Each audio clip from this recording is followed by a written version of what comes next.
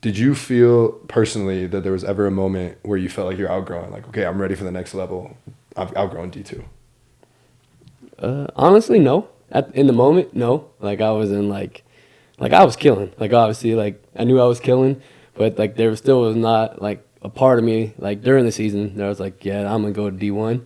Um, I mean, looking back on it, when I got to the summer and I like looked back on it, I was like, yeah, I just had 37 again in the conference championship, Yeah. or I averaged like 30 something in the whole tournament, and then I had the 50-point game in the NCAA tournament. I was like, yeah, Last D2 game ever in the national tournament his junior year. second to last. Second to last. Well, we lost the last game, obviously, Yeah. so we just try to delete that from our memory. Second to last game drops a 50 burger.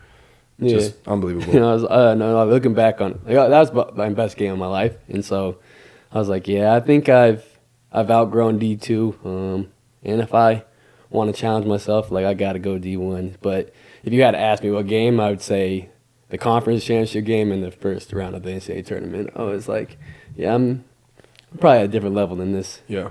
Yeah, I remember our junior year, I think we were 17-0 to start, number 2 in the nation, and you were just hawk.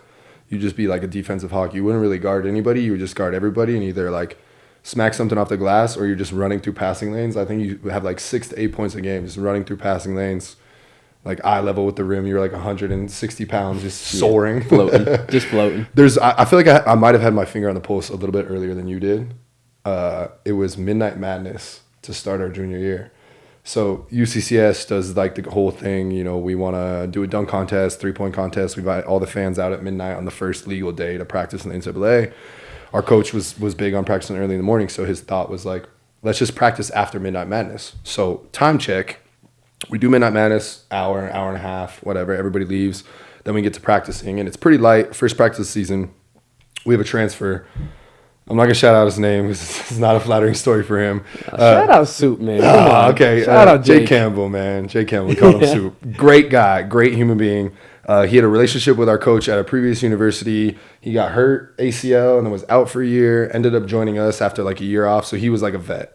Brought him in to be a locker room guy. Still hoop for sure. Undersized. Came from a D3 to a D2.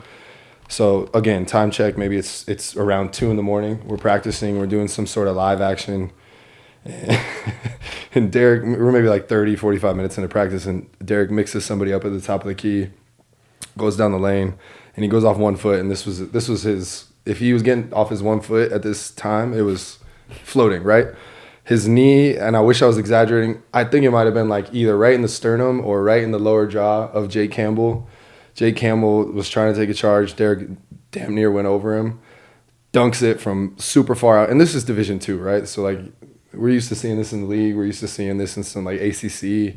We're not seeing this in the RMAC in Division II. He does this. One of our assistant coach is a great friend of ours, Alex Snyder, loses his mind, running around the court, blowing his whistle, ends practice right there. 2 a.m.